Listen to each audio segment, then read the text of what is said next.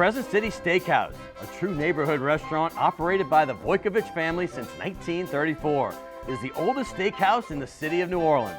Serving only hand-cut, prime-aged, corn-fed beef for over 80 years, Crescent City Steakhouse has become a dining destination for both die-hard locals and adventurous travelers who seek traditional, timeless New Orleans cuisine.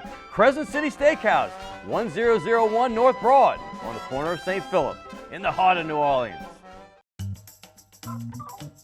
Fall in love with autumn with PJ's new seasonal lattes. Our pumpkin latte brings you all the flavors of a pumpkin pie with hints of cinnamon and nutmeg, like your favorite holiday dessert in a cup. And our s'mores latte with flavors of toasted marshmallows, warm milk chocolate, and graham cracker cinnamon is sure to bring back campfire memories. The PJ's Fall Seasonal Lattes, available at your local PJ's only for a limited time. Hey, don't forget my pimento cheese. Of course.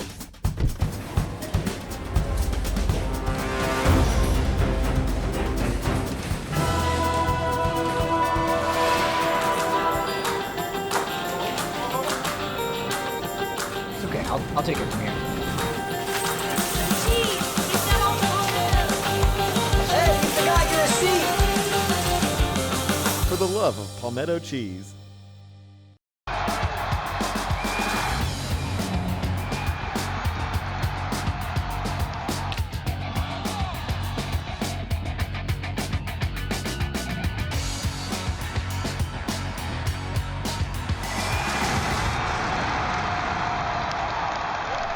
Good evening and welcome to Primetime Sports. How about this past week, the thrill of victory and the agony of defeat? Let's get to defeat first. The LSU Tigers, they took it on the chin against a strong Georgia Bulldogs team. They're going to the Citrus Bowl, and Southeastern lost in overtime in the second round of the playoffs. But the thrill of victory, how about the Pelicans? They've won 9 of the last 11, and they sit second in the West Conference. But the Tulane Green Wave is the story of the weekend. For the first time since 1940, the Wave will be going to a major bowl. That's right, the Cotton Bowl. They're going to be playing USC, who is fighting for a championship. I have the voice of the Tulane Green Wave, Corey Gloor, coming on, as well as Super Bowl Saint linebacker Scott Shanle next on Primetime Sports. Can I tell you a cat joke? Just kidding.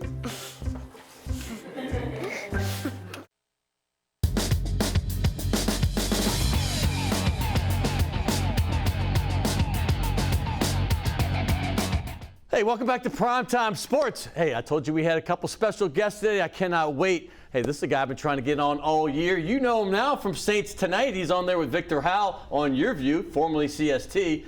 But before, he was a Saint for many, many years. Played with the Dallas Cowboys before that. Nebraska Cornhusker. This is your father's Nebraska Cornhuskers. This isn't the team now. The team that was the most dominant team for about 30 years in college football. But he is known here in New Orleans as a Saint, a Super Bowl Saint, a starter on that great team. And here he is once again. He was on 5 years ago. And here he is again, Scott Shanle. Hey, how's it going? Good to see you, buddy. Yeah, absolutely. Welcome back. When I first had you, you kind of were just getting going with Saints Tonight. Yeah. And now you've been doing it for 5, 6, 7 years. How's it going? I feel like I'm a media veteran. Not as good as you, not as savvy as you, but it's been a lot of fun. I think going from the field, you always have two natural options. Yeah. Coaching or media. Right. And I love to coach football. I got that fixed with my boys. Yeah. I was able to do that. But the media part of it, I was blessed to get into a really good situation with really good people. I played with championship caliber people with the Saints. Right. I feel it's the same way working with Victor Howell, Mike Neighbors, all those guys at CSC. Ryan Doyle does a great job producing.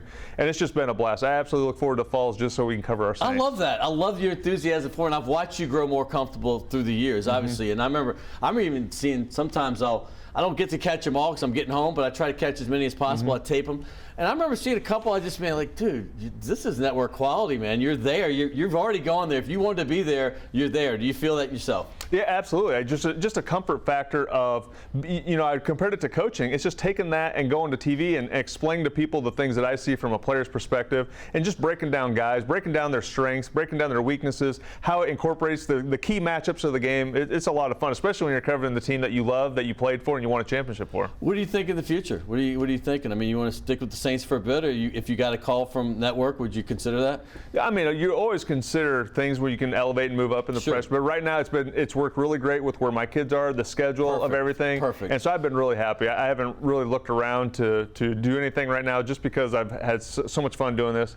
and covering the Saints and working with the people. And I know with. that crew well. My show used to be on CST, and I know that most of them have switched over to your view. It's a quality group you're with, and I give kudos to them. They do a fantastic job, so congrats on that. Let's talk about the Saints now. Yeah. Let's talk about this team. Obviously, I have to say, we normally tape on Tuesday, so this show is before the actual Tampa Bay game. I can't fake that. So this is taped on Monday evening before he does Saints tonight. So we can't talk about what happened last night, but let's talk about what's going on right now with this team. Obviously, this is after the Peyton era. You know, they were 9-8 with Peyton, but that was a crazy year. But they had the best record in the NFL overall for 4 years in the regular season, one ahead of the Chiefs. Now this team is kind of getting used to mediocrity. What are your thoughts about the future of this squad? Well, just like you get used to winning, you can also get used to losing. Yeah. And I think there was a time there this year where this team was playing really bad football that you kind of explain it away. You kind of say, it's okay, we're just not very good. Even guys in the locker room started saying that. And so when they start to say they're not very good, you don't like that. You don't like the young guys to hear it. But to me, the strength of this team going into the season was the defense. It still is the defense. If this defense plays at a level they played over those 4 years you mentioned, I think this team can be really good. They're still right there in the NFC South. A lot needs to happen as far as win-loss and what the other teams are doing, but I think they're right there in it. I know we are still right in it, obviously, but looking from this look from last week's game, the offense is not quite in it. The defense played great, but what about this offense? It looks like you're really out of it. I mean, listen, your offensive teams. I mean, we got so spoiled here in New Orleans. Obviously, we knew it wouldn't be the same without Drew Brees, but I mean, you were on the sideline when you played. You just knew there was an 80% chance this team was going to score. It's not the same. Absolutely. When you have that position, my linebackers coach Joe Vitt always used to say, when you have that guy, like we had that guy, every week you pulled up to the stadium, you had hope or despair. We had hope every single week. We knew we had a chance. And when we'd sign free agents, I always laughed at defensive guys who came over and they would yell, hey, it's third down, punt alert, get ready to punt. And Vilma and I would sit back like, you know, this is Drew Brees. It's 3rd and 5. And so those guys by the 4th, 5th game of the year, they're like, yeah, you guys were right. He's a different dude. So we were blessed to have number 9. I mean, it's almost like you're coming in with hope to win as opposed to knowing you're probably going to win. There was a stretch there. I was living in Atlanta, but I was flying back for a lot of games. If not, I'm definitely watching them on TV. You knew this club was going to win. I mean, do you think that they can get on any kind of roll? You see glimpses of things, the Oakland Raider game, the defense playing great against San Francisco. I wish we knew what happened last night because that would give me a bigger clue. But let's just say they won that game. Do you think they can continue? I do, because I think they have great players. They have great players in the locker room. I think they have good people in the locker room, and I don't think they have allowed this locker room to splinter or fracture. And so you got guys like Kamara and Lattimore's coming back, and you have Taysom Hill. You have guys who a lot of teams would love to have on their team. And because of that, I think this team has hope because they have great players, and I think they can win. Every single week they go on the field, they haven't played great football this year, and it hasn't been consistent enough. But because of the type of players they have and the character they have, I think they can win any game. So Dennis Allen, I know he's a secondary coach. Was he a coordinator when you were playing?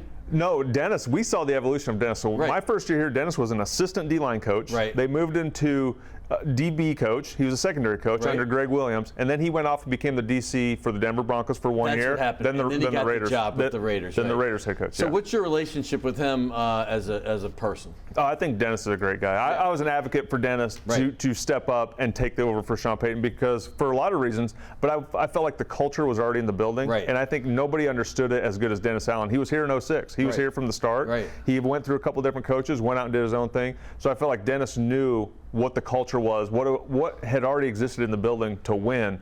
So I've got a great relationship with Dennis. I've told Dennis time and time again, I believe in him. I think he's the guy for the job. And I know it gets frustrating. You always want to be the guy to follow the guy. You don't want to be the guy to follow Drew Brees. You don't want to be the guy to follow Sean Payton. That's a tough place to be in. Well, this is what I want to ask you because I'm not a guy that gives up on somebody. I watched Dennis and the way he handled not just the defense, the way he handled the media at training camp. I mean, the guy was open and honest and candid all the time, and you have to respect that about him. And I was like, nobody cares what I think, but I was all about that hire. I'm like, yes, keep the culture here, keep the consistency. The defense has been unbelievable. Let's hope that. But you see the fall off on the defensive stuff. Is that just injuries, or what's the deal with that? Because it's been a little bit head scratching. No, that's a great question. I think it's a couple different things. I think a lot of it is injuries. When you don't have tremendous players on the field, it doesn't matter what you're doing schematically. Missing Marshawn most of the year, that's tough. He's going to take away the number 1 receiver on most teams. But I also think there's this element to when you're a defense coordinator and offense coordinator and you become a head coach, you can't put as much time into your skill set on that side of the ball because you're now the CEO of the team. You're worried about practice schedule. You're worried about meeting times. You're worried about all these different things you didn't have to worry about before. Different. So I think Dennis is still a big part of the defense, but he's relying on other people to help him out week to week as well. You know, I hate excuses, but it's almost like I heard what was the receiver that went from here to the Bills. He was here 1 year, and he just saw Emmanuel Sanders. And he said the same. He goes, "We always hear the Saints got bad calls, but I lived it for a year." I know. It's kind of just crazy, and I'm just like, even last week when you get the illegal thing when you got Alontae Taylor got the interception return, Olave's fumble. I'm just sitting here. It's like. I've been in the booth for 4 years. I was with Street for 3 of those years, and Deuce, of course, and then 1 year with Mike Haas, and I'm not doing it anymore. But I just saw it on a day, the no call. Yeah. I mean, do y'all feel this? I mean, I don't want to make excuses. It's not what I'm trying to do, but I want a former player to tell me what he thinks. Well, when we played, we didn't feel it as much. I think since the NFC Championship, post-Bounty Gate, I would say there was definitely a vendetta against the Saints when you looked at the way the schedule shook out, the way so many things. You always felt like, does the league have it out for us? Sunday night game, then you go Thursday on the road. You go play overseas, and everybody else gets a bye week except you got to come back and play. So there's things like that you look at. But no, how often as a Saints fan have you sat there and watched a game and be like, whoo, we got away with one there? I mean, it rarely happens. It rarely happens. I don't think fans will ever view a Saints. I don't. I don't view Saints games. I view it very differently since the NFC Championship no call because that team was good enough to win a Super Bowl. Probably would have went and beat the heck out of the Patriots in the Super Bowl. So I look at refereeing the Saints and our games differently since that point. I mean, it's been crazy. Now, listen. This team, let's just say they did not win last night and maybe they don't do well the rest of the season. Is this an implosion situation? What do you do? What do you do if you're like the Gale or Mickey or any of these guys? Yeah, I think it teeters right on that. I mean, you're right there. You're playing in a bad division this year. You have a chance to win it. So you have to be all in. It's not like you can just go start playing a bunch of guys to get a glimpse of the future. You're playing for now because you have a chance. But there's tons of questions around the quarterback situation. You don't know what you're going to do there. You don't have a first-round draft pick. That's in Philadelphia. You're going to have to trade guys in the offseason to get some draft capital. You're sitting in a dicey situation salary cap-wise. So do you hang on for one more year or do you blow it up a year early? So I think because you don't have a draft pick, because you're not going to draft a guy number 1 overall who's going to come in and start right away, a Trevor Lawrence, Joe Burrow, I think you got to hold on for one more year and try to win with talented guys. I mean, it is dicey because you still don't really have that quarterback, right? Absolutely. And that is the guy, right? That's the guy every team seems to have one. I mean, there's very few Super Bowl champions that do it with a journeyman. But the fact is like we didn't think, like I said, once again, we were spoiled, very spoiled, and now we're reality. I grew up with this team. I grew up when they played at the old Tulane Stadium, when we literally in 14-game season, we got 5 wins 1 year. We threw a parade down Broadway. I'm not even joking. It was like a big deal. And so I get all this, but the fan that grew up with this run, they're spoiled. They don't know anything about adversity. Even the Dickey years. I mean, even like in the late 80s when they got really good and they couldn't win a playoff game, but they were really good. And then they crapped the bed again for a while, and they did okay with Hazlitt. But Dickey was, but those were short-lived things. Is there a chance this could be a long-term thing? Well, because you don't have certainty at the quarterback position, I think it can be because everybody's looking for that guy. If the Chiefs don't stumble upon Mahomes, if the Bills don't happen to take Josh Allen, there's a lot of what ifs, but most of it certain's around that position. And that's why, the salary cap has changed. I think you can draft young quarterbacks, and if you miss on them, you can give up on them after a year or two because you're not tied to them financially the way you used to be. Right. I mean, when Matthew Stafford was drafted and Sam Bradford, those guys were the highest paid guys at their position. That doesn't exist anymore. You can take chances. Unfortunately, the Saints don't have a first-round pick this year, and so they're behind the 8 ball. The 1 year that they might have 4 or 5 wins. I mean, it's crazy because you do the what ifs. I want to play that. I mean, what if Peyton talks about Mahomes all the time. He moved to 11 supposedly to get Mahomes, and then the Chiefs moved up and got him at 10, and he ends up with a great player, Marshawn Lattimore. But you think about that and what Mahomes is doing historically. I mean, it could have just been an easy transition. Drew might not have been happy with that. The what ifs on that. And I feel like every time we play the what ifs, it's not a slide against Marshawn Lattimore. Right. Outstanding player, one of the top of his position. You couldn't go wrong because we needed a DB then. And Drew was still playing really good football. Sure. But the Chiefs and the Saints, they both saw something in Mahomes that I don't think a lot of other people did. Because if they did, he would have been gone first overall pick of the draft. 3 guys at least ahead of him picked as quarterbacks. And I did a bunch of Texas Tech games and back when he was playing and working them. And I was like, this guy's got some incredible ability, but he was wild. Yeah. So there was a time, believe it or not, and people probably will forget this, that he was projected to be maybe the 30th pick of the, not long before the draft, even all of a sudden. And there's a stigma around Texas Tech quarterbacks. There's a lot of guys who, they put up a lot of great numbers and they don't play well, but he broke the mold. He certainly did. I mean, when you look at today's quarterbacks, I mean, they had Joe Burrow and him had the battle yesterday. Joe Burrow is now 3-0 against the Chiefs and Mahomes. But Josh Allen, I mean, Justin Herbert, I mean, these are some great young quarterbacks. How do you look at these guys and see who's better than who? Well, first of all, there's never been a better time to be a coach in the NFC because the AFC is stacked. Yeah. All those guys you mentioned, well, the shame of it is now you're just piling on Dennis for more because he's not making it happen. In the AFC, they're all going to knock each other out. Year after year after year, they're going to battle for that one spot to make the Super Bowl. But, when Sean Payton says what he sees in Patrick Mahomes, and he loves Josh Allen, I think Josh Allen is one of those guys. And Burrow, I'm not going to take anything away from Joe, but if Joe was in the NFC, he would be undoubtedly the number one quarterback in the NFC. He's fighting against other great quarterbacks. I think Josh Allen gets better every single time I see him. I mean, his size and what he does in the running game is unbelievable. And so I didn't see it in Josh Allen when he came out, and Sean Payton kind of talked me into seeing what he saw in Josh Allen. I think Josh Allen has a chance to be the best out of that group. No, I do too. I mean, when you look at those four, I mean, do you consider them kind of elite or on their way to elite? I mean, Herbert and Burrow, I mean, they keep doing some crazy things. And then Tua is all of a sudden playing out of his mind. I'm not going to put him there yet, but do you think this is kind of becoming a little bit of a golden age for quarterbacks again? No, there's no question about it. Everybody talks about what are we going to do when Rodgers leaves? What are we going to do when Brady leaves? Obviously, Drew already left. Everybody's worried about the future of the quarterback. I think the future of the quarterback's already here. We are so blessed to be able to watch the guys you just mentioned. You throw in Lamar Jackson in there. They're just, Lamar Jackson. I mean, you forget about Lamar's his explosive running ability. He's unbelievable. And so many guys, but every single week, and that's why the NFL is what it is because of that position. We all groan when they throw the flag for roughing the passer every play, but there's a reason why they protect those guys. All right, enough of the QBs. Let's talk about your position. I mean, you were starter on a Super Bowl team, so. Linebackers, when you came in the league in the early 2000s, obviously you played several years, Cowboys, Saints, etc.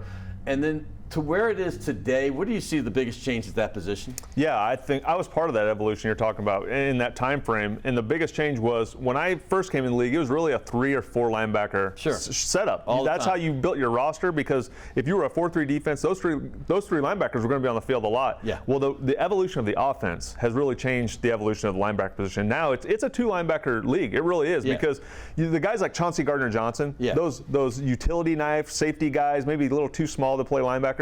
Those guys have taken that 3rd linebacker spot, and you've seen the evolution away from that 3rd linebacker because you don't need those big guys on the line of scrimmage taking on fullbacks. It's really a passing game now. Yeah, that's why.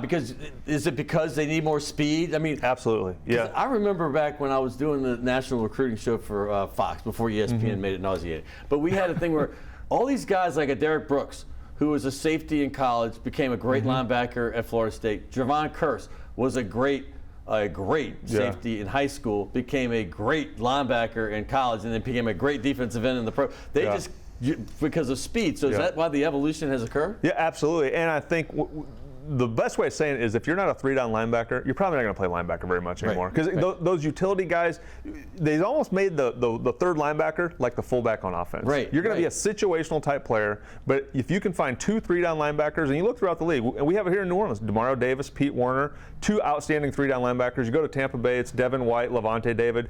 If you don't have 2 guys who can stay on the field consistently, and you think you're going to bring DBs on the field, they'll just check it and run the ball and run the ball down your throat. If you stay big at linebacker, they'll check it and they'll throw the ball on you. So the offense is always trying to mismatch you. I love having a linebacker on because I want to get his opinion. I mean, Demario Davis, we knew he was really good when he got here, right? And he, in my opinion, has become great. I think he's elite. So as a linebacker, give me a scouting report on why he's so good. Well, Demario's always been a tackling machine. A lot of people probably didn't see him when he was with the Jets. He was with the Jets first part of his career. He went to the Browns. I think he was supposed to be there for 2 years. They used him for a year, and he went back to the Jets, led the team in tackles. So Demario was always a guy who had tons of tackles. The one thing that impressed me, and I think it was a perfect fit, just like Drew Brees came here, a perfect fit with Sean Payton in the offense, Demario Davis coming here and being in this defense, it allowed the rest of the league to see that he's one of the best blitzers as a linebacker. He's one of the best cover guys. I never realized Demario could blitz or cover in space the way he could when he got to New Orleans. That really impressed me. Like I said, I knew he was a tremendous tackler, but his ability to cover running backs and tight ends and blitz have been amazing. Is he among the best of the linebackers that have played since you've been around the Saints, or is he the best? Where's he ranked? Absolutely. I think when it's all said and done, I mean, DeMario could be done right now. Right. And I think you would have to put his name in as some of the best. Jonathan Vilma, you played with, obviously great. I mean, maybe not the exact position, but when you look at Vilma and him, and I obviously the Dome Patrol, I mean, Demario Davis could be mentioned in that breath easy. Yeah, absolutely. Because you look at his production. Right. The production every single week. And it's odd because he still seems underrated. He still flies under the radar when it comes to national guys, when they talk about him, when it talks about Pro Bowls and All Pros. But all he does is show up every single week. He's the captain of this defense. And yeah, if people ask me, I think Demario, he may have a little more athletic attributes than Vilma did. Vilma was, I mean, he was everything to our defense. He was our Drew Brees in our defense. He got us in and out of checks. Greg Williams said, you know what, if JV checks something, everybody plays it. And that's how we rolled on defense. He was our defensive coordinator on the field. So that part of what JV brought to our defense, Vilma, it was amazing. I'm going to bring Vilma up again in a second, but before I do that, it's more about your college years, but also the Warner. You brought Warner up, and I think a lot of people that may just watch football super casually don't see a lot of what he does, but what makes him special? Just like we talked about, he can run, he can cover, he can blitz. You can put him on a tight end, and he's like that hybrid safety. He can run, and that's the key to playing linebacker anymore. I tell guys all the time, high school kids ask me, what should I do? You know, I want to play linebacker in college.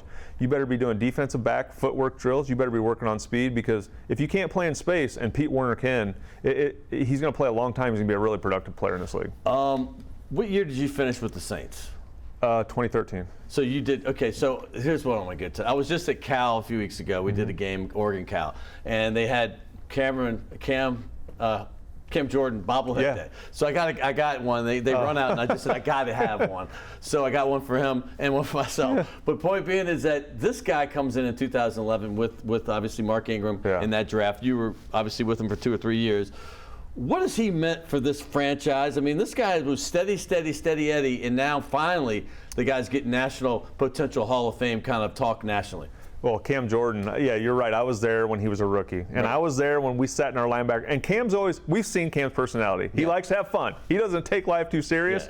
Well, that's an okay thing unless you're a coach who drafted him in the first round. And they start to ask the veteran players, did we mess up with this guy? Right. No, I know. People forget that because he was. I mean, we remember him in the club slapping some money, right? And so everybody's around our facility like, oh man, did we mess up taking this guy number 1 overall? But years later, they obviously did not mess up. I think Cam is 2.5, maybe 3 sacks away from being the all-time sack leader for the New Orleans Saints. You think about that. Ricky Jackson. He's going to go in front of Ricky Jackson. He's going to be in the Ring of Honor. I mean, Cam Jordan has been absolutely amazing, and I think it started 7-8 years ago when, you know, I called him the best defensive end in the league then, and it wasn't anything to do with sack numbers. No. And he had tremendous sack. He's great against the run. He plays the run. He plays the pass, and as a defensive player, you can't ask for more than that. He's not situational, man. And what a great dude he did when I was running the Nola Gold business side of that rugby thing. He came out and did a commercial. Our star player was a Cam.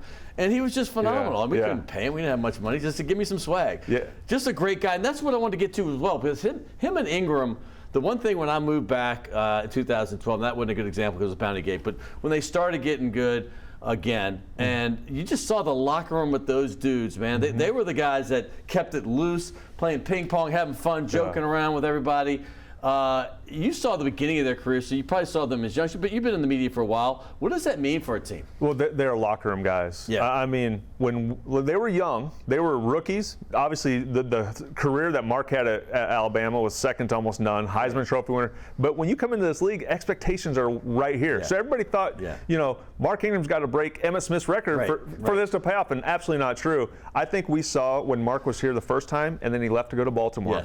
What was missing in the locker room? The presence, the veteran leadership, those things matter. And Mark brings it every single Sunday, but there's intangibles that he has that not a lot of other people bring to the team. Same thing with Cam. Those guys, the baton was handed off to them from guys like Vilma, from guys like Drew Brees just a couple years ago. Marcus Colston, all those guys, when they left the locker room, said, it's your team now. You saw how it was done. Now continue to do it. I remember being in West Virginia at a training camp, and I asked them a question. It wasn't a packed media crowd, but we had like 6 or so around.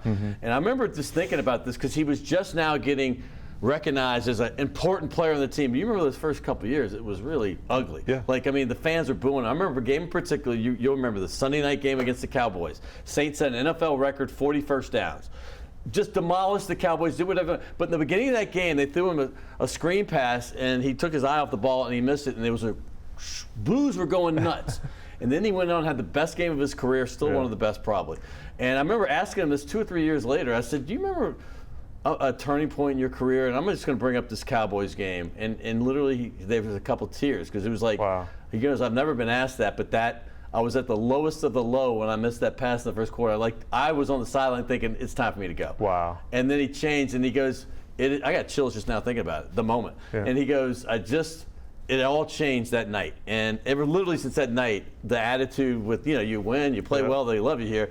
But they're going to let you know if you don't. I think that's not a strange thing to any team. But the fact is like, I'm not sure you remember that particular game, but it blossomed after that. Now he's the Saints' all-time leading rusher.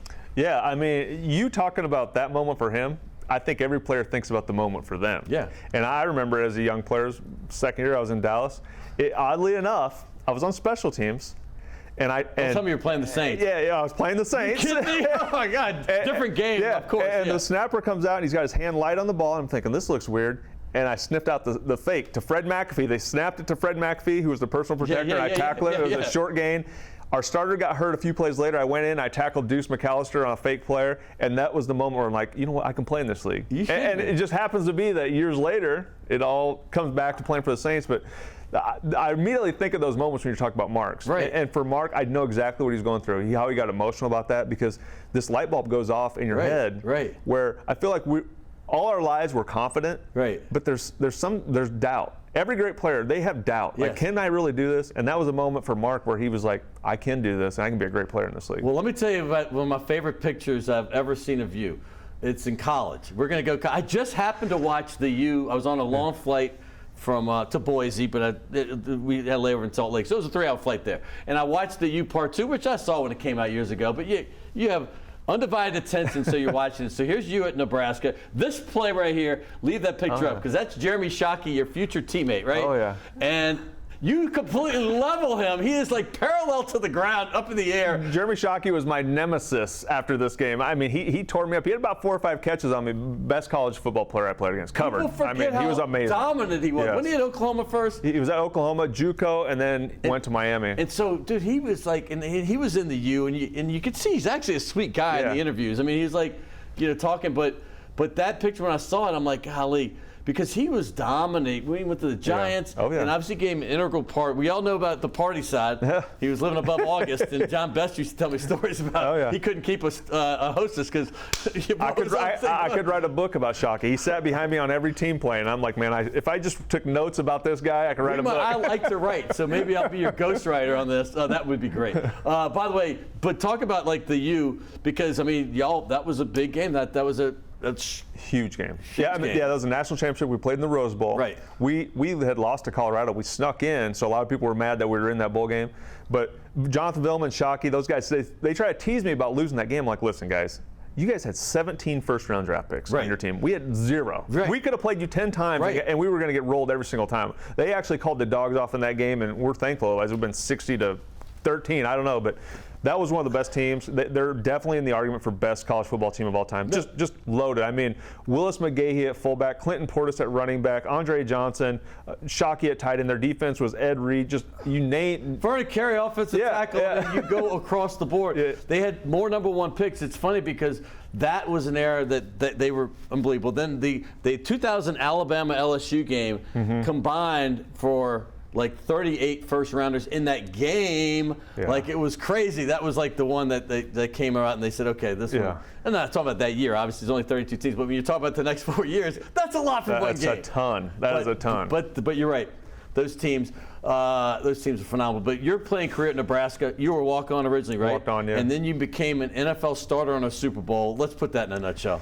It's when you're going through it, you're just grinding. You don't really have time to reflect. When my career was over in the NFL, I thought, how unbelievably against all odds it was that, that's me holding my son Jagger after the Super Bowl, Eric Ritchie interviewing, and he's a YouTube celebrity because of that moment. Your son? Yeah. Like my oldest kid, right? now. Yeah. Right. So all his friends say, well, you were at the Super Bowl because of YouTube, and it's all captured. That moment though, man, it just encapsulates everything in your career. I played 8-man football in high school. Right. I walked down to Nebraska, ended up being a 3-year starter, 7th round pick. You probably shouldn't be in the league for very long. Ended up playing 10 years. And that moment, I'll never forget when Tracy Porter intercepted that ball, and we're sprinting to the end zone to jump on Tracy. We know we just won a Super Bowl. It's like your football mortality in life flashes before your eyes. Like, yeah, dude. How did I get here? That moment he got the interception, right? Yeah. Every Saints fan finally realized, I cannot believe it. We're champions. No, I have a picture of me from behind in my office where I have my arms up, and it's just like, how did we get here? Dude. But it is an unbelievable feeling. You wish you could bottle it up because there's nothing like it. It's like you're running on air. Dude, I love watching your career, man. I mean, listen, what year were you drafted in the NFL? 2003. You made it. It was 13 your final year. Yeah, That's 11 seasons. Yeah. I mean, come on, man. Look at that. What a great career. And you came from those humble beginnings at playing 8-man football in high school. Congratulations. Yeah. And I think you're killing it in the media. Hey, dude, yeah, absolutely. I appreciate having me. We have gifts Always for you. fun. We have gifts. And since my man from the Pels, David Wesley, could make, I'm giving you his shirt too, all right? One's a XX. There's sometimes you're going to need XL because sometimes in the summer you slim down even more. Yeah, absolutely. That's Task Performance, by the way. Task Performance, which is, I say it all the time, but that's when I first moved back. Drew, Mickey, Sean, they were all wearing it. I'm like, I got to try this, and now I love it. But we also have Shays de la Shays and Della Shays gift certificates. So when you get back and you get a night to chill out, go have a good meal over there. Great wine selection. Also, post-COVID, we've been doing colored signatures instead of just black. Yeah. Sometimes it's purple, sometimes it's blue, but you're going to get a gold one, man. And I got a spot right here by the Super Bowl part. Just figure out somewhere to put. And can you do it where I can read it in about a week? I'll try to do that. I'm still trying to decipher. I have like 12 of these balls, and I can only figure out 20% of the signatures. That's Scott Shanle. Goodness gracious, I want to thank him. We had a crazy day, as I told you in the open, about what we had to do. We had a couple guests that couldn't come. Tyjae Spears, he's going to come either next week or the week after. Good luck to Tulane Greenway. We're going to have Corey Gloor in his place, and also David Wesley with the Pelicans. Those guys have won 9 out of 11. How great is that right now? They're on a roll. Second best record in the West. 4th best record in the NBA. Their point differential second in the NBA. Can you believe this? This team is rolling right now. But coming up next, we're going to talk all Green Wave. Corey Gloor is the voice of the Tulane Green Wave. He's seen this magical season, man, from 2-10 to 11-2. This is unbelievable, and they're going to go to the Cotton Bowl and play the USC Trojans. I cannot believe it. It's coming out of my mouth. That's coming up next right here on Primetime Sports.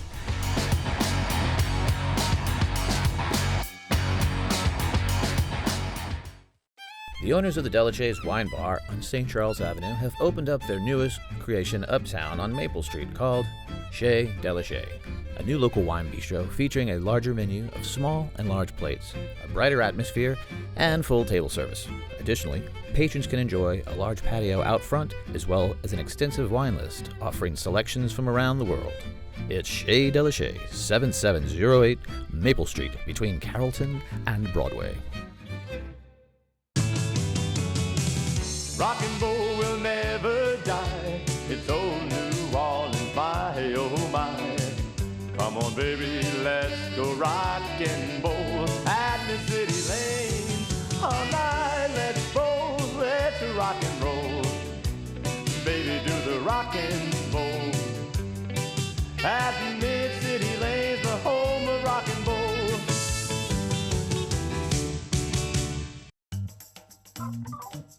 Fall in love with autumn with PJ's new seasonal lattes. Our pumpkin latte brings you all the flavors of a pumpkin pie with hints of cinnamon and nutmeg, like your favorite holiday dessert in a cup. And our s'mores latte with flavors of toasted marshmallows, warm milk chocolate, and graham cracker cinnamon is sure to bring back campfire memories. The PJ's Fall Seasonal Lattes, available at your local PJ's only for a limited time.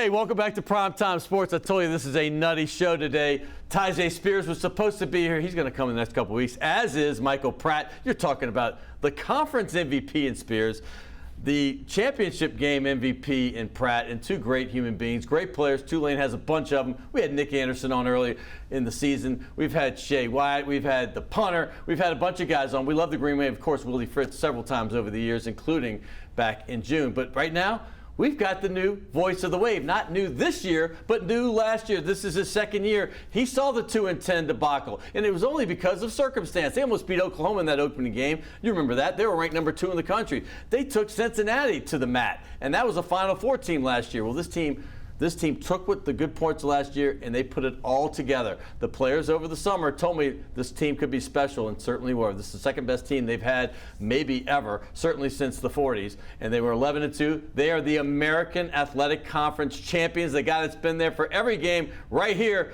Corey Gloor, the voice of the Tulane Green Wave. Hey, welcome to the show, man. Thank you for having me, Scott. I'm just glad I could come in. Who needs Tyjae Spears? You got me. Exactly. I got the best pinch hitter of all time. This guy comes in, and right away, this team in 2 years has become a champion. It's been incredible to see where we were this time a year ago, and we were talking about how many guys might leave a 2-10 team in the transfer portal and try and shift out of here, and now we're talking about an American Conference champion in a Cotton Bowl. That's pretty incredible. The Cotton Bowl. The Cotton Bowl. I mean, when I grew up, that was like 3 or 4 bowls. It was no Fiesta. Yeah. It was cotton, sugar, rose, orange. Cotton still an elite bowl. Tulane's there. They're going to play USC, a team literally on Friday night that was playing for a chance to be in the Final Four. Not even a chance. If they beat Utah, they would have been in the Final Four. Now you get to play Heisman Trophy leading candidate, Caleb Williams, obviously. They've got studs all along the line. USC's got the great tradition. Tulane does not. But, boy, this is going to be fun. This is going to be something else, and it's to see this year end on this stage against this type of program. A lot of people have been wondering about whether Tulane is for real and belongs in this picture outside of this city. Well, now they're going to see this team in this real conversation here against one of the blue bloods of this sport. I love that you said that. A lot of people they're going to see or they're going to wonder. They're buying in now, and I'll tell you this because I do games nationally, and it's not just me saying it because I'm a New Orleans guy, loving Tulane, growing up next to them. It's because I'm listening to not just the people that do our games, Tim Brando and Spencer Tillman. They hear me talk about Tulane all the time. In the meetings, I've got Tulane and LSU gear all the time. Literally, they're tired of it. But we talk to the other, the Gus Johnsons and obviously Joel Klatt on the number 1 crew.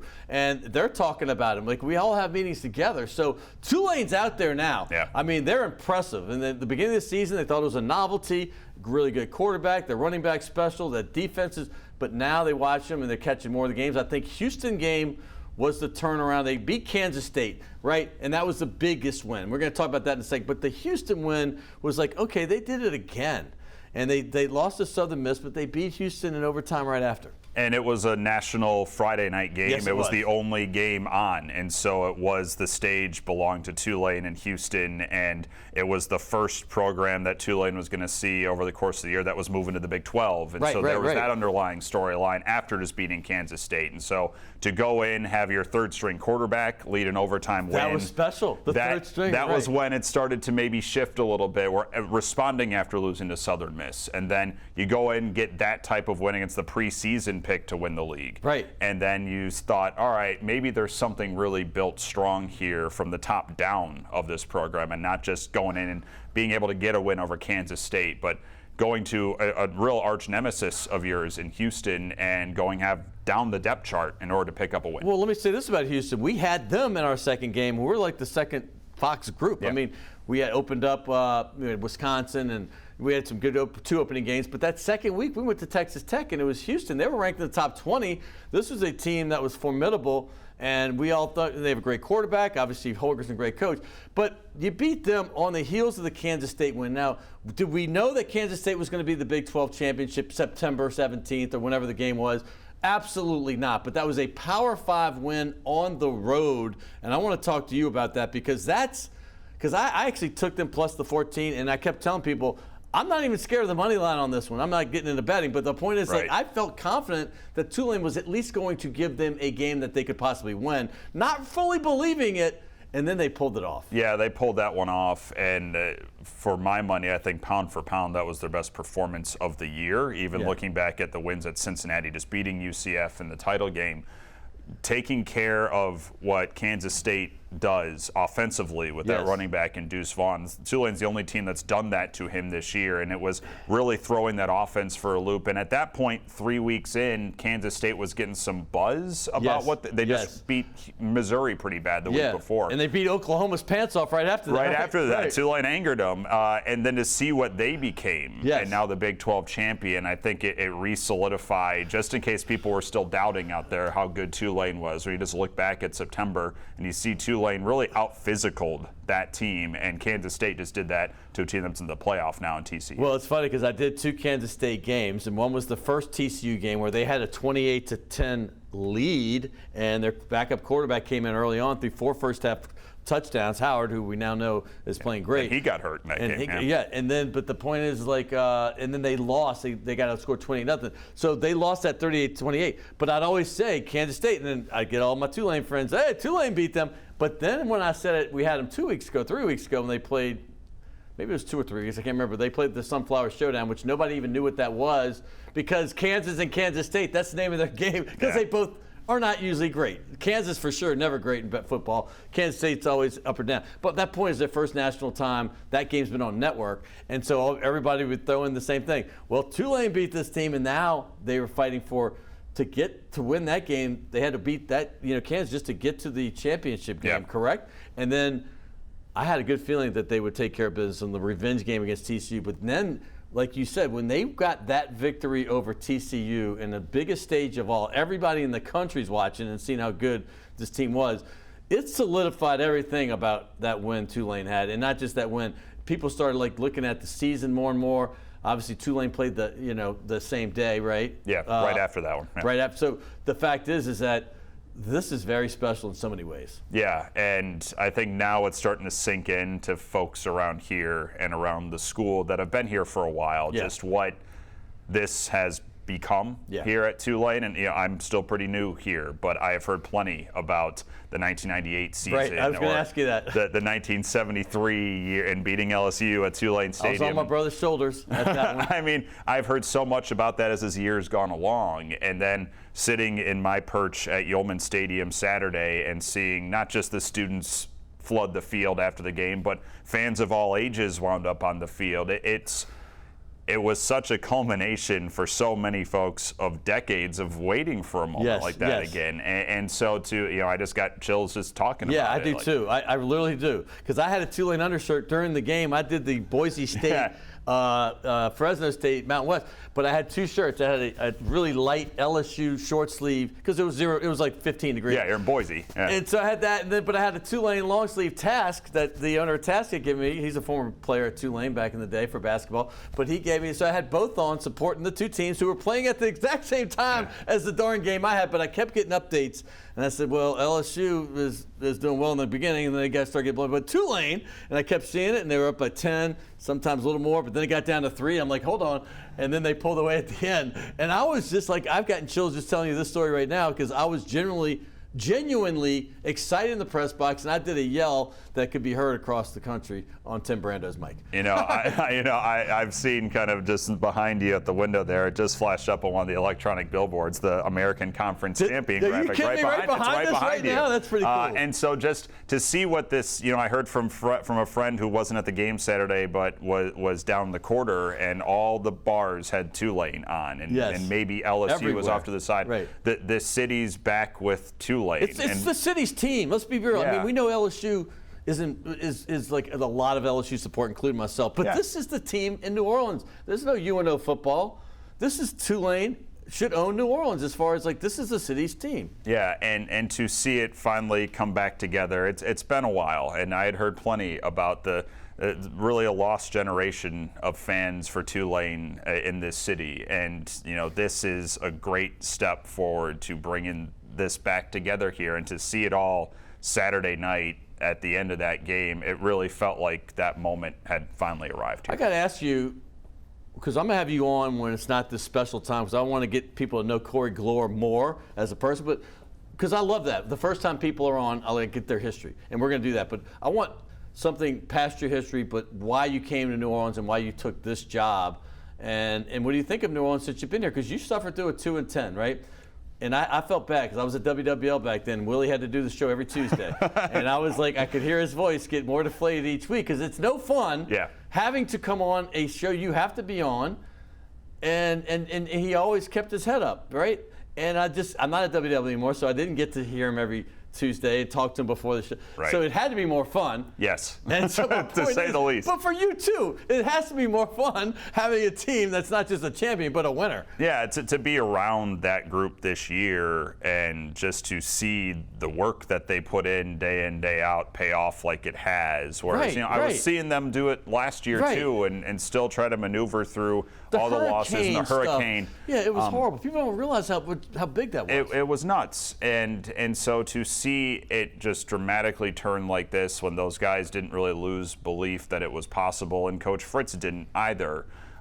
It's been something special, and you hope for moments like Saturday when you have a role like this and you have a job where you're calling games like this. And I first came here to New Orleans for my previous job. I worked at East Carolina University calling baseball there. Love that place. Great place. And I was here in 2016 to call a series, and the first game day was also French Quarter Fest was happening that weekend. I was able to go downtown and walk around. It was my first time here, and then call the game on a beautiful night at Turchin Stadium. And then the voice then, Todd Graffinini. Yeah, he took me over to Yeoman Stadium. There was like a crawfish boil happening. Oh my gosh, you saw it all. That's awesome. On Westfeld Terrace, and it's just a beautiful night. And I'm like, I could get used to this city. And so I've always wanted to try and get back here in a much more regular capacity. capacity. So when the job came open, tell me how that process is. You get the call, you call them. How does that work? Well, I mean, it opened last summer. Andrew Allegretta was here before right? me. 21, yeah, and he's now at Vanderbilt. And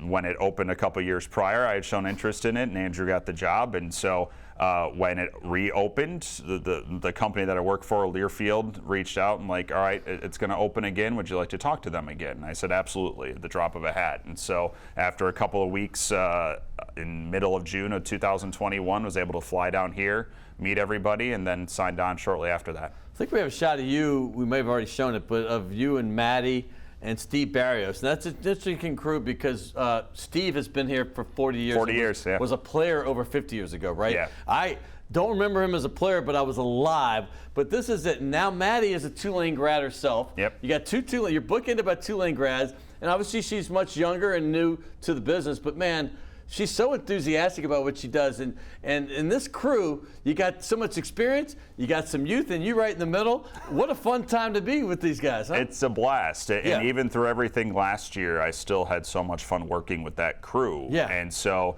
to work with two Tulane graduates like that, game in and game out, and get the history and the knowledge that Steve Barrios brings. That's big. I mean, he's the mayor of this town, frankly. Well, he's the king of Tulane. So. I love Steve. He's going to be on December 27th. I think I'm going to have Graf on that show as well. Oh, yeah. Right before y'all, because y'all leave for the Cotton Bowl. I know that not maybe y'all, the team leaves on the 27th. Yeah. And then I think Steve said he's leaving the 29th. Yeah. But so that's going to be fun. Yeah. Looking forward to that. So you looking forward to going to a bowl? Is this your first big bowl, obviously, man? This will be the first one I'll be working in a broadcasting capacity. Nice. I've been to two as a fan of my alma mater, Northern Illinois University, but this will be the first one I will be able to call. So. Any bowl? Of any bowl. Then you're getting this. This is a big bowl. Number 10 USC, who was just number 4 a week ago. Yeah.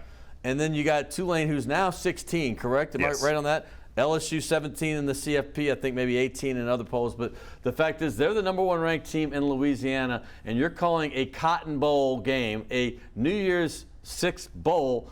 That's got to be giant, right? Yeah, that one hasn't sunk in yet to me. It probably will as we get closer and when I head off to Dallas for the January 2nd kickoff. But no, that's pretty crazy. I mean, just to think about where all of this has gone in 2 years. And the tradition of USC for you youngsters, I know they haven't been great. I'm not even talking about the Reggie Bush USC. That was obviously a great era. But going back years and years, I mean, USC when I was a kid, all through the 70s and then when Brando talks about the 60s, they're always one of those brands that's there. So Tulane's playing them, and you get the bonus.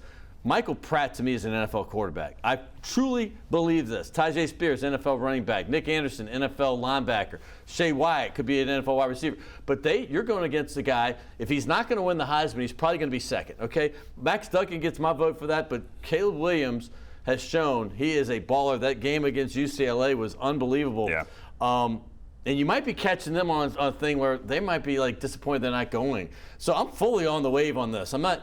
People think I'm crazy. They thought I was crazy a bunch of times, and sometimes I am. But the fact is, I fully believe Tulane can win this game. Yeah, I mean, I do too. I know right now, as we sit here doing this, there's questions about Caleb Williams' health because he got injured in the Pac-12 championship game. And for my money, I think he will win the Heisman coming up. And so if he's in there, it changes everything pretty dramatically about how USC runs. But if he's not in there, or even if he is in there and hampered, however the case might be, I think what Tulane has shown over 13 games this year is this defense travels, this defense keeps everything in front of them, and this offense works in so many terrific ways where you can't just stop one element of it. If you stop Tyjae Spears, there's Michael Pratt. And if you stop Michael Pratt, there's Tyjae Spears. Then you have all the skill players, the wide receiving group, which has gone so unheralded so far this year in my mind, that has done such a terrific job of making this a multifaceted team. It's hard to figure out a way to beat Tulane. They're truly multifaceted. Yeah. They truly are. I mean, when you see the numbers at each different game, Tyjae will put up almost 200 rushing. In the same game, you got Pratt throwing for almost 400. But when one's not even, they're both clicking that game. But even on the rare times that one may not be clicking, you got the other to pick it up. And you're right, these receivers, which come out of pretty much nowhere sometimes, you get these guys and then they're balling. But you said something. I have a friend that drinks that stuff called Mio. And you put it in the water, yeah. And what's the line? It changes everything. And when you said that about Caleb Williams not being in, I thought of that. Yeah. But it truly does. So I think they fully have a shot. Before I get off of this, because I want to talk Ron Hunter. You're doing basketball now. Yep. It's always a precarious time of the season for guys like you, the voice of a team. Because a lot of hot tea. Particularly hot tea, that's right. Lemon and honey and hot tea. But that's Ron Hunter, a dear friend, the coach of the Tulane basketball team. I've been to 2 games already, and I plan to go as many as possible. UNO games I get to, I try to get everybody to support your local teams. UNO, Tulane, LSU, get out there and support them, even Southeastern and all these others. But Tulane's in my backyard, so it's so much easier to get from downtown to uptown. But the fact is this is a high-scoring team, and it's a lot of fun to watch. A ton of fun to watch. Yeah. And the experience they bring back from last year's team, which was a new mark for Tulane basketball in this league, and actually finishing with a winning record in the league. And that's not an understatement with what this has been. And that's a basketball league in a lot of ways. You know? And all those guys are back, and this past Saturday was the first time they had all of them healthy. And so now they haven't even really been able to work together as a unit yet a month into the year. I went to a game, Jalen Cook was sick, and then the next game, Pope was sick, and it's like, I mean, listen, I'm going to go through that. That's Jalen Cook right there, number 3. He's an LSU transfer. He played last year along with Jalen Forbes, an Alabama transfer. Forbes is number 25. And then you had, a Nebraska transfer and Kevin Cross. All these guys are essential to this team, but last year no one knew about them, right? They were all kind of just hodgepodged in.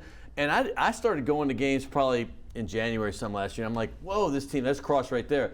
This team can play. I mean, they can really play. And one of my favorites is a guy named Sion James, number 1, and he was on the show this summer, and I'm partial. This kid is that's him right there, a phenomenal leader. He's a point guard, but he's got athletic ability too. So talk about this team as a whole.